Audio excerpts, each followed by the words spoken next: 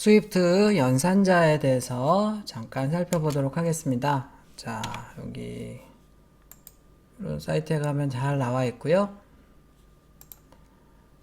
기본적으로 논리적인 not, 앞에다가 붙이는 거죠. 그 다음에 bitwise not 해서 틸다가 있고요. 그 다음에 플러스 부호, 마이너스 부호, 그 다음에 이제 하프, 오픈, 레인지 요거 포함 안 한다는 거고요. 여기서부터 여기까지 1.5 하게 되면 1부터 5 closed range이고요. 자, 그 다음에 bitwise, left, shift, right 다 알죠?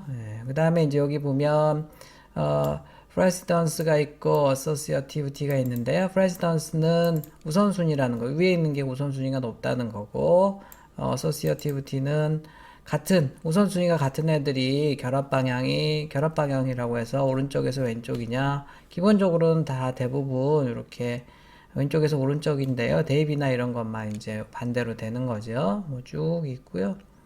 그 다음에 이제 멀티플라이 곱하기인데 여기 앞에 여기 틸더 뭐죠? 앰퍼센트 곱하기가 있어요. 그래서 오버플로가 발생하면 무시하라는 뜻이고요. 그 다음에 더하기나 빼기 같은 경우에도 오버플로우와 함께 애드하는 이런 게 있고요. 그 다음에 is 뭐 굉장히 as 이거 굉장히 많이 쓰는 거죠. 제일 중요한 것은 스위프트에서 제일 많이 쓰는 것은 requiring operator 물음표 2개짜리고요. 그 다음에 이제 우선순위 쭉 지금 우선순위대로 하고 있는 겁니다. 비교하는 거 같으냐 다르냐 아까 나왔었죠. 그 다음에 이제 3개짜리도 있는데요. 이건 뭐냐면 얘는 equal인데 값이 같냐는 거고 얘는 identical은 주소가 같냐는 거예요. 주소가 같으면 가리키는 게 같은 거죠. 주소가 같을 때는 equal 3번. 그 다음에 쭉 있고 포인트 와이즈 뭐 이런 애들은 벡터나 이런 거 할 때 이제 아마 그럴 때 쓰는 건가요? 그런 거 같고 뭐 이런 거는 뭐 다른 데도 있죠. 뭐 쭉 있고 뭐 이렇게 이제 많은 연산자들이 있습니다. 많은 연산자들이 있고요. 자, 그 다음에 여기 가도 있을 거예요. 여기도 보면 기본적으로 이제 우선순위가 높은 걸로 해서 쭉 나와 있다고 되어 있고요. 이렇게 깔끔하게 정리가 되어 있네요. 그 다음에 이제 우리 독스 스위프트 ORG 사이트에도 여기 기본적인 오퍼레이터들이 이렇게 쭉 있고요. 그 다음에 이제 밑으로 가면 어드밴스드 오퍼레이터라고 또 쭉 있습니다. 그 얘기를 지금 뭐 다는 못하고요. 쭉 하도록 하겠습니다. 자, 그래서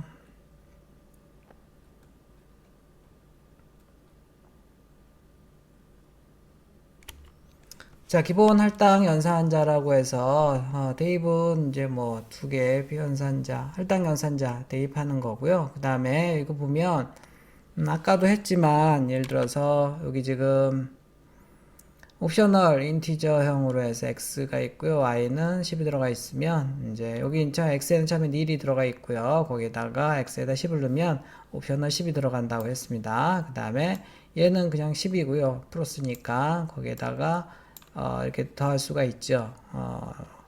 해서 이제 20이 돼서 근데 또 들어갈 때 옵셔널 20으로 들어가고요. 그 다음에 y를 x에다가 넣어주게 되면 하여간 뭐 옵셔널 변수들은 항상 들어갈 때는 옵셔널 값으로 이렇게 최종적으로 들어가 있다라고 생각하면 되겠습니다. 산술 연산자는 뭐 다 잘 알죠. 나머지 연산이 되겠고 여러 개를 한꺼번에 쓸 수 있다는 거고 x에다가 y를 더해서 다시 x에다 넣어라 그러면 이제 중복되면 요거를 없애버리고요. 더하기를 이렇게 앞으로 당길 수 있다 그랬죠. 이렇게 하는 거. 나머지도 다 가능하고요. 그 다음에 증가 감소 x에다 하나 더해서 넣어라 빼서 넣어라 이렇게 해서 보통 이제 C나 C 뿔뿔 이런 데서는 이제 뿔뿔 마이너스 이게 앞뒤로 이렇게 쓸 수가 있는데 전위 우후에 해가지고요. 근데 이제 여기 스위프트에서는 야 이게 뭐냐 예전엔 좀 멋있어 보였는데 지금은 이 무슨 말인지 잘 모르겠어 라고 해서 없어져 버렸습니다. 그래서 이런 거 쓰면 안 되고요. 굳이 쓴다고 하면 이렇게 쓰거나 이렇게 써야 됩니다. 비교연산자 같으냐 라고 비교하는 거고 not equal 뭐 이런 거였고요. 아까 equal은 정말 값이 같으냐 value가 같은 거냐 라는 거고요. 그 다음에 equal 3개 쓰는 것은 identical to operator라고 해서요. 그 주소가 같냐 주소가. 그러니까 주소가 같으면 같은 걸 지시하고 있는 거죠. 그렇게 조금 다른 겁니다. 자, 불리언은 이제 not이 있고 and, or와 xor가 있죠. 요렇게 되어 있지만 파이프예요. 파이프, 더블 파이프라고 보통 얘기하고 캐럿이고요. 다른 언어에도 있는 거니까.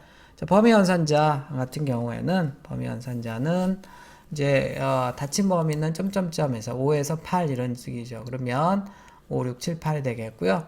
꺽쇠가 있으면 그거 포함 안 시키는 겁니다. 5에서 7까지라는 뜻이에요. 5에서 7. 자, 그 다음에 배열을 안 배웠지만 이렇게 문자열, 스트링 배열이 쭉 이제 4개가 들어가 있는데 그래서 배열은 첨자가 0, 1, 2, 얘가 0, 1, 2, 3이에요. 그래서 이게 이제 2부터라는 뜻이니까 뭐가 되겠어요? 과제입니다. 2부터니까 첨자 2부터니까 C, D가 출력이 되겠네요. 이렇게 포문 같은 경우에는 뒤에 나오지만 요 names라는 배열에서 하나씩 가져와서 name에다 놓고 걔를 출력해라 하니까 처음에 A가 나오고 그 다음에 몇 번에는 B, C, D가 이렇게 나오는 거예요. 여기 아무거나 써도 됩니다. X라고 쓰면 여기다 X라고 쓰면 되고요. 얘는 아무거나 쓰면 안 되고 배열 이름 써줘야 되고 여기 첨자들을 이렇게 한꺼번에 써줄 수가 있다는 겁니다. 자, 이렇게 하면 어떻게 될까요? 0, 1, 2가 되니까 A, B, C가 나오겠고요. 출력이 되겠고 그 다음에 요거는 같은 경우에 0, 1까지니까 A, B만 출력이 되겠네요. 과제입니다. 실행 결과. 자, 사막연산자는 뭐 다 잘 아는 거죠. 뭐 다른 언어에서도 다 있는 거니까. 자, 여기 스위프트에서는 니 코알러스 오퍼레이터가 굉장히 많이 쓰이고 굳이 우리말로 하면 닐 합병 연산자인데 그냥 영어로 하도록 합시다. 물음표를 2개 쓰는 거예요. 물음표 2개. 자, 옵셔널 변수, 그 다음에 이렇게 물음표 2개 다음에 nil일 때 할당되는 값을 써주면 되겠고, 옵셔널 변수의 값이 nil이면 물음표 다음 값으로 할당이 되고요. 중요한 것은, 이제, 요게 값이 대입이 될 때 항상 옵셔널을 풀려서 대입이 된다고 생각을 하면 되겠습니다. 그게 가장 중요한 거예요. 자, 예를 들어서, 이 디폴트 컬러가 블랙으로 되어 있고 유저 디파인 컬러가 지금 스트링 옵셔널로 되어 있습니다. 초기 값이 없으니까 지금 nil로 되어 있죠. 자, 유저 디파인드 컬러가 지금 nil이에요. 자, nil일 때는 물음표 2개 다음에 있는 애로 얘가 지금 블랙이죠. 여기로 들어갑니다. 마이 컬러에 뭐가 들어가요? 블랙이 들어가는 거예요. 블랙이 들어가는 거고. 자, 이번에는 블랙이 나오고 여기다가 red를 넣어놨어요. nil이 아니네요. red를 넣어놨는데 그 지금 user defined color는 string 옵셔널이기 때문에 red가 들어가요? 아니면 옵셔널 red가 들어가요? 옵셔널 red가 들어가 있습니다. 자, 그런데 이제 얘가 nil coalescing operator가 하는 일이 자, nil이면 뒤에 있는 게 들어가지만 nil이 아니면 얘가 nil 값이 nil이 아니면 얘가 옵셔널이 풀려서 들어가요. 옵셔널이 풀려서 그래서 마이 컬러를 출력해 보면 옵셔널 레드가 아니고 그냥 레드 값이 출력이 된다는 겁니다. 굉장히 좋죠. 얘는 이제 이렇게 했을 때 얘가 값이 있으면 옵셔널이 풀려서 이렇게 들어가고요. 값이 없으면 nil 값이면 여기 있는 값이 이렇게 들어가고 하는 거죠. 그래서 굉장히 그 옵셔널을 풀 때 우리가 if 레신이 옵셔널 바인딩 하거나 느낌표하고 이러는데요. 여기 물음표 2개짜리도 굉장히 많이 씁니다. 굉장히 스위프트에서 시험 문제 나온다 그러면 꼭 나오는 게 리코어레싱 오퍼레이터 연산자 중에 제일 중요한 거예요. 여기 여러분들이 과제입니다. 값이 얼마 나올지 한번 해보도록 하세요. 자, 알겠죠? 한번 해보세요. 그래서 값이 얼마 나오는지 좀 설명까지 달면 좋겠습니다. 자, 그 다음에 이제 형 변환하는 오퍼레이터가 as가 있고요. as 물음표 느낌표가 있습니다. as는 잘 안 쓰고요. as 물음표 느낌표가 많이 써요. as 연산자 같은 경우에는 자식 인스턴스를 상속관계에 있는 클래스들끼리 타입캐스팅 하는 거가 이제 as나 as 느낌표 물음표입니다. 자식 인스턴스를 부모 클래스로 해서 형을 변환하는 거예요. 자, 이렇게 부모가 있고 자식이 있을 때 이제 클래스 다이어그램 그릴 때 보통 이렇게 자식에서 위쪽으로 올려주죠. 그래서 업캐스팅이라고 합니다. 업캐스팅. 자식 인스턴스 as 부모 클래스. 자식 인스턴스를 부모 클래스형으로 만드는 거예요.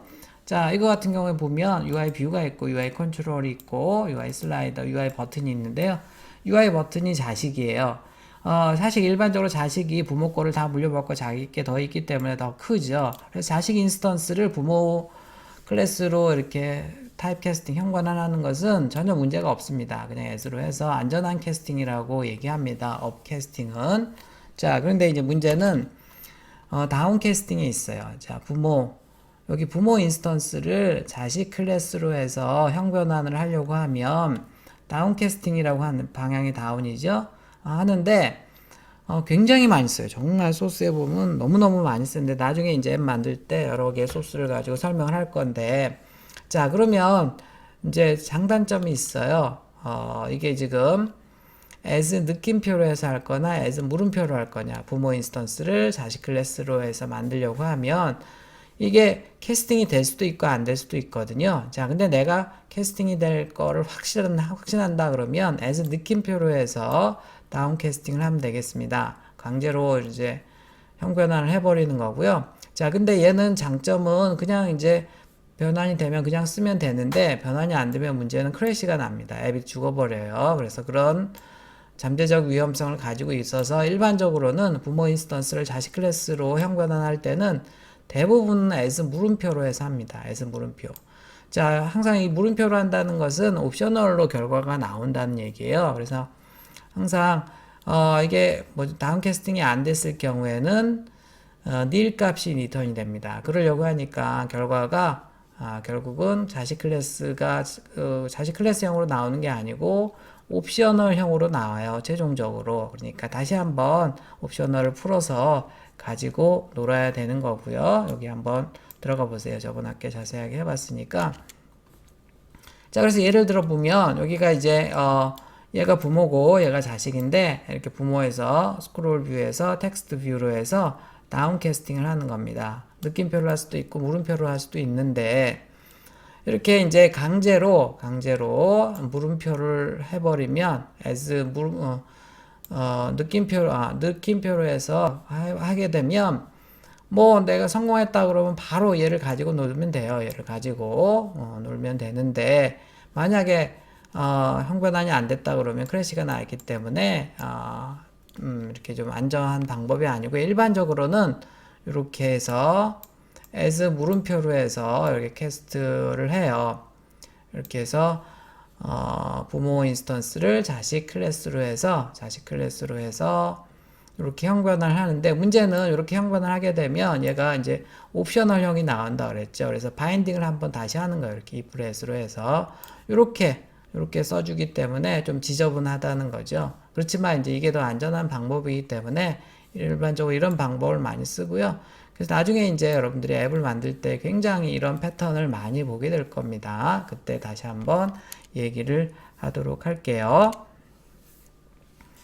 그래서 as 물음표와 as 느낌표가 있는데 여기 any가 있어요. any형은 아무거나 넣을 수 있다 그랬죠. hi를 지금 넣고 x를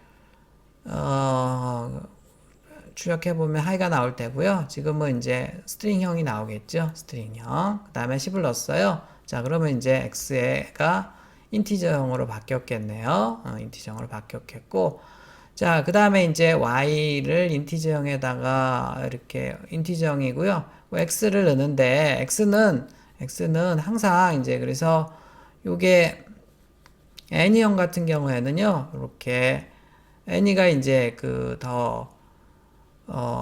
부모거든요. 부모. 그래서 부모 인스턴스를 지금 아까 여기처럼 부모 인스턴스를 자식 클래스로 이렇게 할 때 이렇게 두 가지 방법을 할 수 있다고 했습니다. 자, 그러면 당연히 얘가 인티저형으로 바뀔 수 있고요. 그럴 때는 이제 느낌표로 해서 할 때는 그냥 인티저형으로 하면 되겠습니다. 자, 근데 물음표로 했을 때는 그냥 일반형으로 하면 안 되고요. 이 결과가 옵셔널형으로 나오기 때문에 옵셔널형으로 이렇게 선언을 해줘야 돼요. 그래서 결과를 쭉 찍어보면 되겠고요. 자, 그래서 S 느낌표는 편하죠. 그냥 바로 일반형으로 쓰면 되는데, 만약에 이게 형변환이 안 된다 그러면, 이때는 형변환이 안 될 리가 없지만, 안 된다 그러면 크래시가 나기 때문에 안전한 방법이 아니라서 일반적으로 이렇게 해서 하는데, 이렇게 하게 되면 이 Z를 일반형이 아니기 때문에 다시 한번 풀어주고 이렇게 해야 되는 번거로움이 있죠. 풀어주려면 이제 Z에다가 느낌표를 하거나 뒤에다가 아니면 옵셔널 바인딩으로 해서 또 하거나 해야 되는데 번거롭지만 어쨌든 대부분은 그렇게 해서 안전하게 코드를 가져갑니다. 자, 타입 검사하는 거는요, 여기 어떤 인스턴스가 이 클래스에 해당 클래스인지를 하는 겁니다. 예를 들어서 A 클래스에 지금 인스턴스 객체 A를 하나 만들었고요. 요게 요거냐? 뭐 당연히 참이겠죠. 그래서 yes가 출력이 될 겁니다. 객체가 어떤 클래스의 인스턴스인지를 검사하는 방법이 되겠습니다. 연산자의 우선순위와 결합성을 다시 보면요. 쭉 이렇게 돼 있고 여기 들어가서 보면 되겠습니다. 이 프레시던스는 우선순위고요. 어서시어티비티는 같은 우선순위가 같은 애들이 지금 이런 애들이 우선순위가 같은 애들인데요. 그럴 때 결합 방향이 왼쪽에서 오른쪽으로 쭉 곱하기 먼저 있으면 곱하기 먼저 오른쪽에 나누기 그 다음에 쭉 한다는 얘기입니다. 쭉 여기 굉장히 중요한 거고요. 리코어레싱도 굉장히 중요한 연산자라고 얘기했습니다.